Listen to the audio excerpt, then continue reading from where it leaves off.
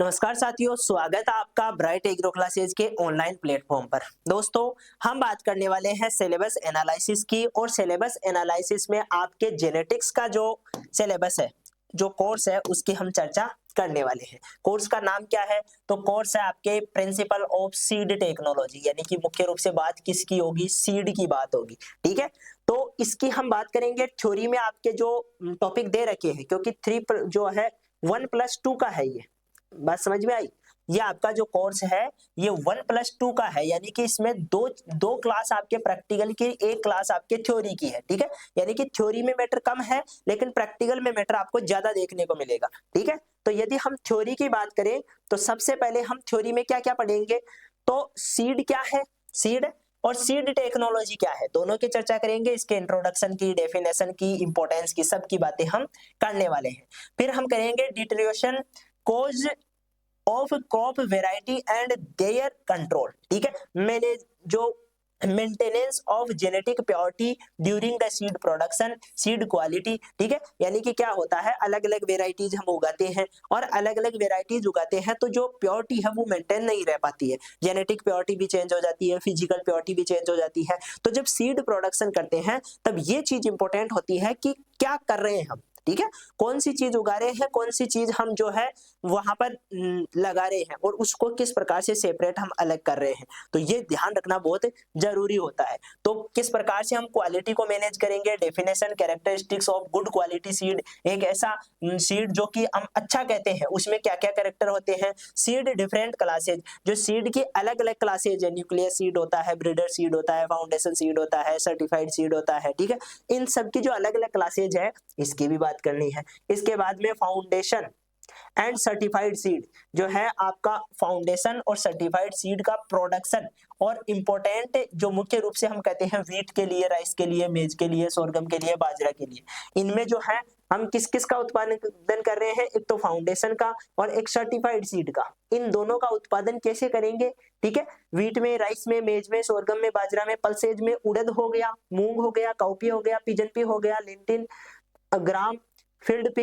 यानी कि इनमें क्या होता है कि मेथड हमें एक में ही सीखना है। जैसे वीट के लिए हम सीख लेते हैं कि किस प्रकार से जो है सीड प्रोडक्शन करेंगे, बाकी चीजें हम सभी में सिर्फ नाम चेंज करना होता है, बाकी सेम होता है, फॉर्मूला ज्यादा जो है अंतर नहीं होता है।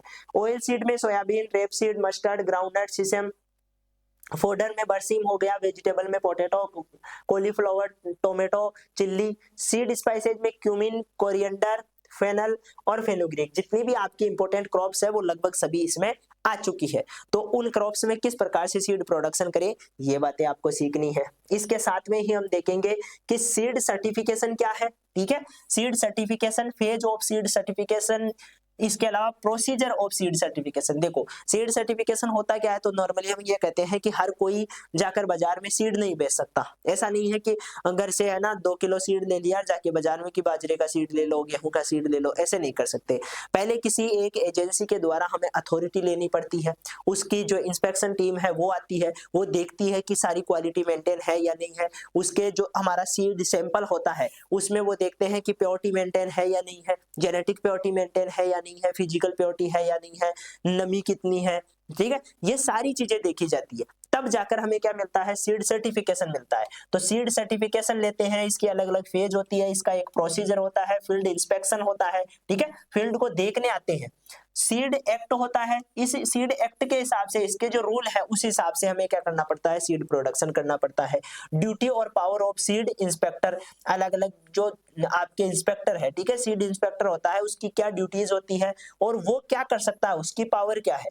ठीक है, इसके अलावा ऑफेंस पेनल्टी क्या दे सकता है। ठीक है, सीड कंट्रोल ऑर्डर 1983 की भी हम बात करेंगे। ठीक है, तो ये आपके सीड से संबंधित चीजें, सीड सर्टिफिकेशन से संबंधित सारी चीजें इसमें आ जाएगी। इसके बाद में बात करते हैं जो वर्टिकल आइडेंटिफिकेशन। ठीक है, varietal, varietal identification through the grow out test. Grow out test से किस प्रकार से हम आइडेंटिफिकेशन करते हैं वेराइटल, और इलेक्ट्रोफोरोसिस, अलग अलग प्रकार की विधियों से हम क्या करते हैं? वेराइटल आइडेंटिफिकेशन करते हैं। मोलिकुलर और बायोकेमिकल टेस्ट भी करते हैं। Detection of genetically modified crop, जो जेनेटिकली मॉडिफाइड क्रॉप है उनका डिटेक्शन भी करते हैं। ट्रांसजीन कंटामिनेशन इन नॉन जो आपके हम कह रहे हैं कि मुख्य रूप से हम क्या बोलते हैं जीएम क्रॉप मतलब जेनेटिकली मॉडिफाई क्रॉप से, तो इनमें जो कुछ क्रॉप्स ऐसी होती है जो कंटामिनेट हो जाती है, ठीक है। हम ये बात अलग है कि जीएमओ हम उगा रहे हैं, जो जेनेटिकली मॉडिफाई क्रॉप हम उगा रहे हैं, लेकिन उसको जो साधारण क्रॉप है उसमें नहीं मिलने दिया जाना चाहिए, उसको अलग ही उगाओ, ठीक है। तो वो चीज होती है कि नॉन जो जीएमओ है उसमें कोई कंटामिनेशन तो नहीं हो गया है, जो आपके जेनेटिकली मॉडिफाई क्रॉप है और ऑर्गेनिक सीड प्रोडक्शन किस प्रकार से कर सकते हैं। यदि हम जेनेटिकली मॉडिफाई क्रॉप उगा रहे हैं तो उसको अलग उगाना पड़ेगा, जो ऑर्गेनिक सीड प्रोडक्शन है उसको हमें अलग से करना पड़ेगा, उसमें केमिकल यूज नहीं कर सकते, तो वो चीजें भी हम देखेंगे। इसके अलावा सीड को हम कैसे सुखाएंगे, क्योंकि बाद में जब हम सीड को हार्वेस्ट कर लेंगे उसके बाद में एक फिक्स मैनर में हमें क्या रखनी पड़ेगी, नमी रखनी पड़ेगी, ऊपर नीचे नहीं होनी चाहिए, ठीक है।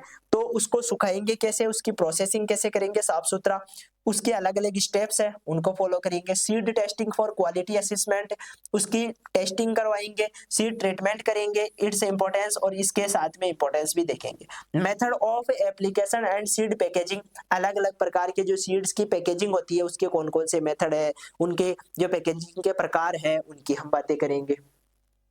सीड स्टोरेज, फिर सीड को हम स्टोर भी करते हैं तो स्टोरेज के लिए जनरल प्रिंसिपल क्या है, कौन कौन सी स्टेज है। Factor affecting seed longevity during the storage, जो स्टोरेज के समय हम मुख्य रूप से सीड प्रभावित ना हो किसी कीट से, नमी से, फंगस से या किसी भी प्रकार से सीड प्रभावित ना हो, इसके लिए क्या करना चाहिए, ठीक है। Measure of paste and disease control during the storage, अधिकतर जो आपके हम ये कहते हैं भाई स्टोरेज के समय कौन कौन सी डिजीज और कौन कौन से पेस्ट लग रहे हैं, इस चीज का भी विशेष रूप से ध्यान रखा जाता है। इसके बाद में आ जाता है सीड मार्केटिंग, ठीक है।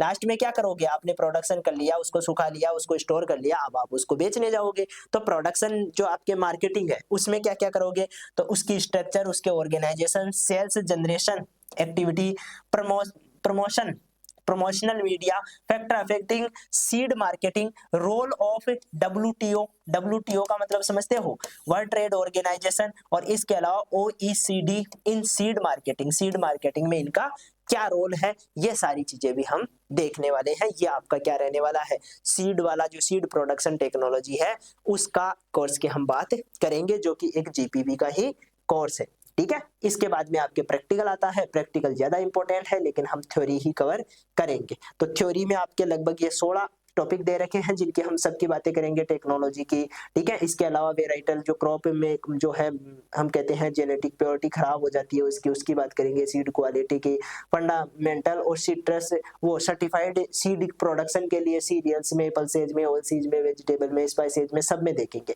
ठीक है। उसके बाद में कैसे सुखाते हैं, कैसे क्या करते हैं, कैसे पहुंचाते हैं बाजार में, कैसे लेकर जाते हैं, स्टोर कैसे करते हैं, ये सारी चीजें हम देखेंगे और इसके साथ में आपका कोर्स कंप्लीट हो जाएगा, ठीक है। तो बेसिक चीजें हैं, सारी चीजें आपकी अधिकतर देखी हुई है, पढ़ी हुई है, और नहीं भी पढ़ी हुई है तो भी कोई बात नहीं है, सारी चीजों को हम जो है as a competition level, as a जो है एग्जाम फाइट के लेवल की बात करें तो उस हिसाब से हम इसको कवर करेंगे, ठीक है। यदि आप इसको कंपटीशन के हिसाब से पढ़ोगे कि बाद में काम में लेना है, ठीक है, तो उस हिसाब से आपको नोट्स अवेलेबल हो जाएंगे, कोई दिक्कत वाली बात नहीं है, क्योंकि हमारा उद्देश्य तो ये रहता है कि सिर्फ जो बच्चा है वो सेमेस्टर ही क्लियर ना करे, साथ में एडिशनल भी कुछ लेकर जाए, ठीक है। तो वो हमारा उद्देश्य रहता है और उसकी हम पूर्ति करते हैं, उसी प्रकार का आपको कंटेंट देते हैं, ठीक है। तो मिलेंगे, हमारा जो पहली क्लास रहने वाली है उसमें मिलेंगे, तब तक के लिए धन्यवाद।